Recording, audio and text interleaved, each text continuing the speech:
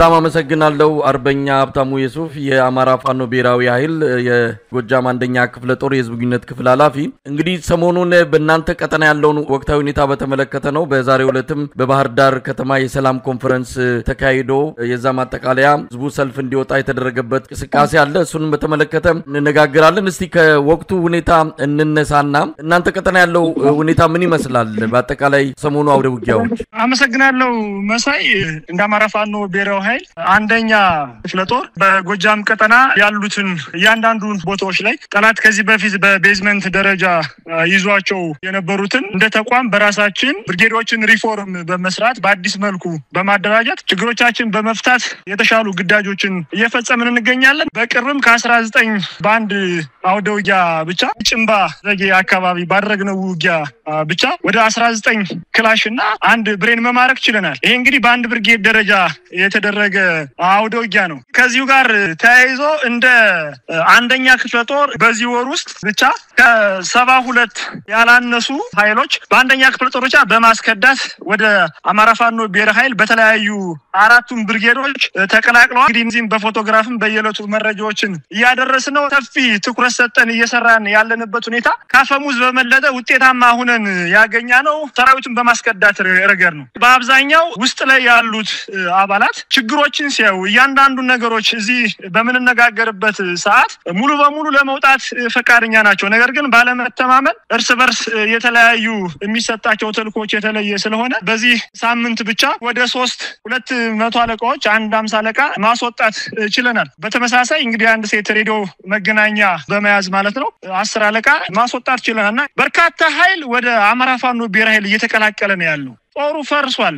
ምንም እስካሁን ድረስም ስላልገባን ስላላወቅን ነው እዚህ የቆየ ነው እንጂ ድርጊቱን እናቃለን እና መውጫ መንገዶች አልመቻችልን እያሉ ነው። ለቀቅናችሁ አማራ ካገኛችሁ ያርዳችኋል፣ ቆራርጦ ይጥላችኋል እያሉ የሚሰጠን የሚዝምስተበቀው ፖለቲካ ነው። ነገር ግን እዚህ ጋር መጠን ስናየው ከቤተሰብ በላይ እንክብካቤ ያደረጋችሁልን ነው በሚል በዚህ ሳምንት ብቻ ኮሎኔል ታደሰ ሙነ ብርጌድ ላይ በዚህ ሳምንት ብቻ ወደ 17 ሰዎችን ማስከዳት ችለናል። አሁን እንዳልኩ ከነዚህ ሰዎች ውስጥ ሁለቱ የማረግ 2 ሬዲዮ የያዙ አንዱ 50 አለቃ ነው፣ አንዱ 10 አለቃ ነው፣ አንዱ ደግሞ 100 አለቃ ነው እና በርካታ የሆኑ ኃይሎች እየከዱ ወደ አማራ ፋኖ እየተቀላቀሉ ይገኛሉ። በተቃራኒው ጠላት የተለያዩ ፕሮፓጋንዳዎችን በመስራት ከፋኖ ምንም አይነት አካባቢያችን የማጽዳት ቀጠናውን የማስተካከል ስራ እየሰራ ነው። በዚህ ልክ በተለያዩ በስርቆት ወንጀል ላይ ተማርተው የነበሩትን ቀጠናውን የማጽዳት ስራ በመንሰራበት ጊዜ አንዳንድ አልፎ የነበሩ ዘራፊዎች ወደ ሌላ ወደ ነው የተቀላቀሉበት ሁኔታ አለ እንጂ ከተቋሙ በአደረጃጀት ውስጥ በየትኛው መስፈርት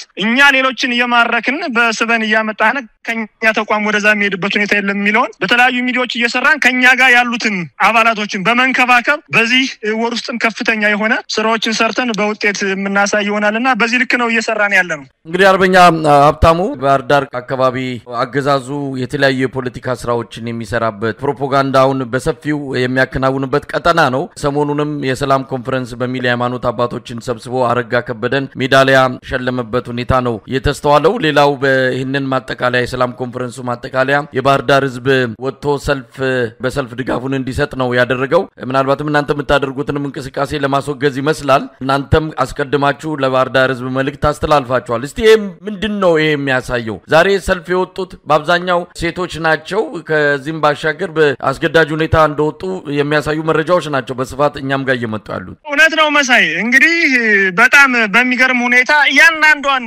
እንቅስቃሴ ከባለሙያ ጀምሮ ከባለሀብት ጀምሮ የሚደረጉ እንቅስቃሴውን በውስጥ እየተከታተልን ነው ያለነው። እንግዲህ በዛሬው ዕለትም የሆነው እንግዲህ አገዛዙ የሃይማኖት ጉባኤ በሚል ስም ከተለያዩ ቀበሌዎች በኮታ ድልድል በቀበሌ ደረጃ 500 ሰው እንዲያመጡ እንዲያሰባስቡ የሱ አሽከርና ተላላኪ የሆኑትን ምደባ ተሰጥቷል። በክፍለ ከተማ ደረጃ ደግሞ 2000 ሰው ማምጣት አለባችሁ በሚል ተልኮውን ተሰጠው ሲንቀሳቀሱ እንግዲህ ቤት ለቤት በመመደብ በጉባኤ ስም በመፍጠር እያንዳንዱ የከተማ የሴፍቲኔት ተጠቃሚዎች በተቃውሞ ሰልፍ ላይ ካልተገኛችሁ በሚል ይህን እቅድ ቀድመው በማዘጋጀት ያዘጋጁት የሁለት ወር ደሞዝ አልተከፈላቸውም። ስለዚህ እነዚህ ሰዎች ኑሯቸውን ለመምራት ሲሉ ከሰልፍ በኋላ ክፍያ እንደሚፈጸምላቸው ስለተነገራቸው ይህንን ተሳትፈዋል። ከዚህም በተጨማሪ በዝቅተኛ ኑሮ የሚተዳደሩትን አበል በመክፈል ነው ተገደው እንዲወጡ አድርጉ። ለነዚህ ማሳያዎቹ በሰልፉ ላይ የተለጠፉ በአሚኮም ሆነ በተለያዩ በእነሱ ገጽ የለጠፏቸውን ፎቶግራፎች ስናይ ነጠላቸውን ዘቅዝቀው ፊታቸውን ሸፍነው ለመታየት ምን ያክል በስጋትና በእንትን ውስጥ ሆነው ያለ ፍላጎታቸው እንደሆኑ ፎቶአቸው ራሱ ምስክር ናቸውና እኛ አብዛኞቹ ሴቶች ናቸው አዛውንቶች መሆናቸውንም ተረርተናል አይተናልም። ከዚህም በተጨማሪ በባህር ዳር ዙሪያ ዘጌ ቀበሌ ላይ ልዩ ስሙ ወንጀጣ አካባቢ ለስራ በመጓዝ ላይ የነበሩ አርሶ አደሮችን ተሽከርካሪ በማቅረብ አስገድደው ጭነው ወስደዋቸዋል። በግዳጅ ሰልፍ አይደለም በግዳጅ የወጣ ወታደራዊ ያገዛዝ ስምሪት አሰላለፉ ለውጥ አላመጣም ሊያመጣም አይችልም። አብይ ሽንፈቶችን ለመሸፈን አንዴ ኮሪደር ልማት አንዴ ጣናነሽ መርከብ በማለት የተለያዩ አጀንዳ ለማስቀየር ቁሶችን በመሰብሰብ ቢሞክርም አልተሳካለትም። መጀመሪያ መቅደም ያለበት ሰባዊነት ነው። ሁሉም ነገር ሰው ከሌለ ገነት ቢሆን ምንም ትርጉም ስለሌለው ሊኖርበት የሚችለው አካል ሀገርን ሀገር የሚያሰኛት የመጀመሪያው ቁጥር አንድ ሰው ነው። ስለዚህ ሰው ሊኖር በማይችልበት ነፃነቱ ተነፍጎ የመኖር ህልውናው ተነጎ ባለበት ሁኔታ ምንም ነገር ቢዋብ ቢያምር ሺህ ህንጻ ቢደረደር ትርጉም የለውምና የብልጽግና አገዛዙ አማራን ህዝብ በሁሉም ቦታዎች ላይ ያጸዳ ይገኛል። ይህ አገዛዝ እና ሴራ አጀንዳ ቀድሞ በመረዳት እንግዲህ ተልኮዎችን በማክሸፍ በተለይ ለባህር ዳር ህዝብ እና ለባህር ዳር ወጣት በአንደኛ ክፍለ ጦር ስም እኔ ከፍ ያለ ምስጋና ማቅረብ እወዳለሁ። ምክንያቱም በርካታ ሰልፎችን እኛ ከዚህ በፊት በነበሩ ጊዜዎች መንግስትንም ስንቃወም መርተናል፣ እዛው ተገኝተን በአካል አስተባብረናል፣ እናቀዋለን ሰልፍ ምን አይነት እንደሆነ ህዝብ ወዶ ተቃውሞም ሲወጣ ማለት ነው። የዛሬው ግን ለየት የሚያደርገው አስገዳጅ በሆነ መንገድ የወጡት ላለመታየት ራሱ እንዴት አንገታቸውን ደፍተውና በስካርፕና በሻርፍ ጠምጥመው እንዳሉ አይተናቸዋል። ስለዚህ ህዝቡ ከጎናችን ለመሆኑ ማሳያዎች እያንዳንዱ በውስጥ ገጾቻችን የሚላኩ እንትናል አይዟችሁ በርቱ ያበረታቱና ያሉ በቀጣይ እንግዲህ ክረምቱን ከመግባቱ በፊት ሙሉ በሙሉ ደግሞ እንደ አማራ ፋኖ ብሔራዊ ኃይል ከአንድነቱ እንትን ጋር ተይዞ የተሻሉ ለውጦች ነው ያሉ፣ የተሻሉ መነሳሳታቸው አሉ፣ የተሻሉ ጅምሮች አሉ፣ የተሻሉ ግዳጆች እየተፈጸሙ ነው ያሉት። በጎንደር በወሎ በሸዋ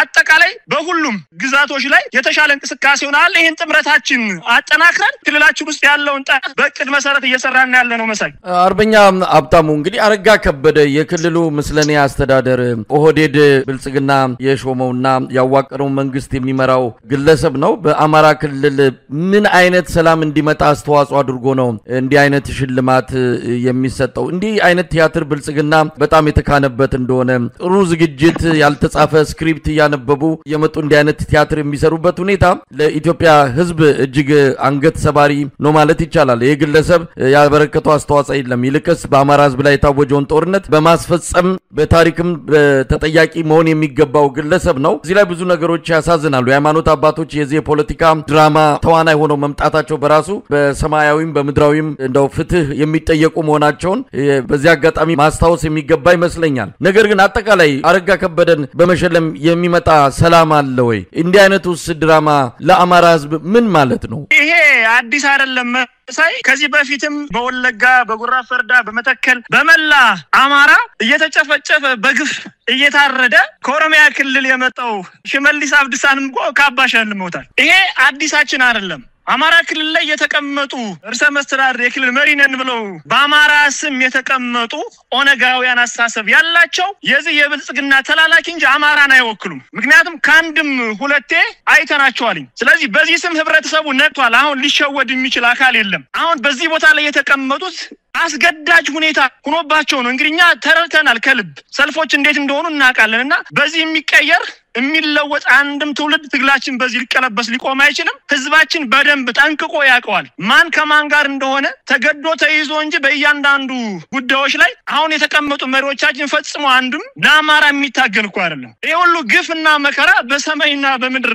በድሮን ሁሉ ያን ያክል ንጹሃን እየተጨፈጨፉ ባሉበት ምንም ሩቅ መሄድ ሳያስፈልገው በቅርቡ ብራቃት ላይ መሬት ላይ የተሰሩ እንትኖች እኮ ማሳያዎች ናቸው። ከ200 ያላነሱ እስከ 200 የሚደርሱ ንጹሃን እየወጡ እየተጨፈጨፉ እንዴት ነው ይሄ? ስለ አማራ ጥያቄ ሳያነሳ አማራን ሊወክል አይችልም። ያ ቃል ህዝባችን በደንብ ጠንቋቃ ድራማ ነው ይሄ ደግሞ ከበፊት ከ50 አመት በፊት እንግዲህ ያድግም ሲሰራበት የነበረ እነሱም ያድግ የፉኝት ልጆች ስለሆኑ ከነሱ ምንም መልካም ነገር አንጠብቅም እኛ ህዝባችን ጋር ተደጋግፈን በቀጣይ ጥሩ ስራ ለመስራት አቅደን እየተንቀሳቀስን ያለነው ያው እናሸንፋለን ህዝባችን ከጎናችን ነው ያያየነው ስለሆነ በዛ ልክ ነው ያለኝ መልእክት መሳይ እንግዲህ አርበኛ ሀብታሙ የናንተን የጦር አጠቃላይ መዋቅርንም በተለያዩ ቪዲዮዎችም የተመለከትን ነው በጣም ግዙፍ ኃይል ነው ያላችሁ ባህርዳር ዙሪያ ያለው አንደኛ ክፍለ ጦር ምናልባት ከዚህ አንፃር ያደረገ ያለው ዝግጅት በአገዛዙ ዘንድ በከፍተኛ ስጋት እንደሚታይም ነው በአንዳንድ ስብሰባዎች ላይ ሲገልጹ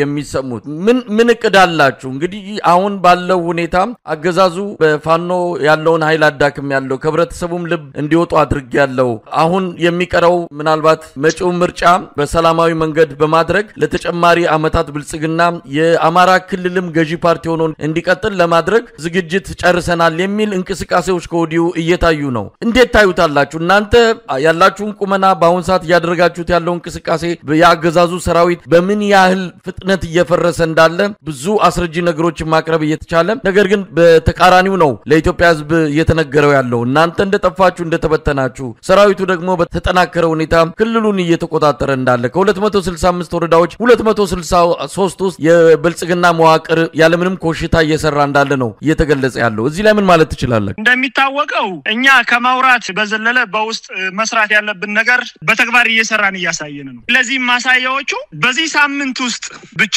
በርካታ አንዱን ጠቅሼ ባነሳ በአባ ኮስትር ብርጌድ ሁለት ዙር ኮማንዶች ማስመረቅ ይችላል እንደ አማራ ፋኖ ብሔራዊ ኃይል በዚህ ወር በርካታ ኮማንዶችን እያስመረቅን እንገኛለን እየሰራን ነው የምናሳየውኛ እንሰለጥናለን እንዋጋለን እንታጠቃለን በእኛ ልክ ሰርተው ማሳየት በእኛ ልክ ያን ነገር የሚታይ የሚዳሰስ የሚጨበጥ ነገር እንፈልገው ስለዚህ እኛ በውስጥ መስራት የሚገባን ነገር እየሰራን ነው አይደለም ለአማራ ለምስራቅ አፍሪካም አንነት ጋር ተይዞ የተሻለ ቁመና ያለው በጎረቤት ሀገሮች ሊያስከብር ዳር ድንበር ሊያስከብር ይጠብቅ የሚችል ኃይል ከፍተኛ የሆኑ ኮማንዶዎችን እያስመረቅን ነው በየሂደቱ ማለት ነው ሁሉም በክፍለ ጦር ደረጃ ቪዲዮዎችን እያሳየ ነው ለህዝባችን እያደረስን ነው እኛ አፋ አጥፍቻቸዋለሁ ሲል በእጥፍ እየበዛን ከሰው ኃይል ከትጥቅ እያንዳንዱን በተግባር እየሰራን ራሳችን እያደራጀን ወደ ተሻለ ከፍታ እየመጣን ያለነው ይሄን ደግሞ በስራ እየሰራን እያሳየን ነው ከሃይማኖት አባቶች ጋር ተይዞ እውነት ለመናገር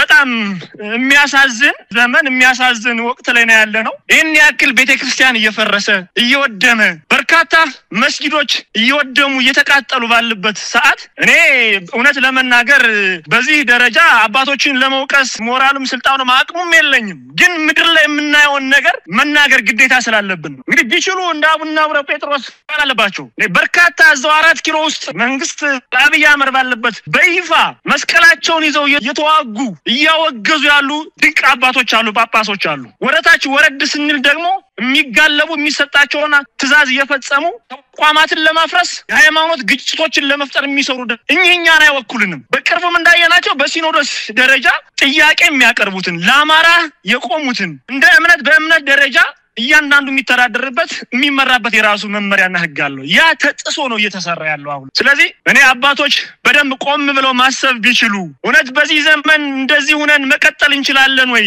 ሌላው ቢቀር እንዴት ተቋማት እየወደሙ እየታረዱ ይያሉ ቢያንስ እስኪኛ ወታደሩ ሲሆን ንጹሃን እየታረዱ ላሉት የእግዚአብሔርን ቃል የእግዚአብሔርን መስቀል ይዘው ከፈጣሪ በታች ምናምናቸው እንደ ፈጣሪ ምንከተላቸው እኔ በዚህ ልክ ወርዶ ሳይ በጣም አዝኛለሁ እውነት ስለዚህ ሁሉም ሰው በየዘርፉ መታገል መቻል አለበት እኛ ባፈሙዝ የታገልን ነው አባቶች ደግሞ በሚችሉት በተሰጣቸው ስልጣንና ኃላፊነት መሰረት ደግሞ ልጆቻቸው በውስጥ የሚያስተምሯቸው የሚይዟቸው በርካታ ልጆች አሉ ማስተማር አለባቸው መመስከር አለባቸው እውነታውን ሐቁን ማስረዳት መቻል አለባቸው በዚህ ልክ ከጎናችን እንዲሆኑ ይፈልጋሉ ተቋማት እንዲጠበቁ እንፈልጋለን አሁን ላይ ከፍተኛ የሆነ የሃይማኖት ተቋማትን ለማፍረስ ውስጥ ለውስጥ እየተሰራ ነው ያለው ከዚህ ቀደም በእስልምና እምነት እንግዲህ ተቀዳሚ ሀጅ ሙፍቲን በእስልምናም ሆነ በክርስትና ተቀባይነት ያላቸው መላ ህዝብ የሚወዳቸውን ውስጥ ለውስጥ ህዝብ እየፈለጋቸው ተገለዋል ቀጠለ አሁንም በክርስትና እምነት ላይም እና አቡነ አብርሃም እና አቡነ ጴጥሮስን የመሰሉ አባቶች ስለ አማራ ስለሚከራከሩ ስለ እምነት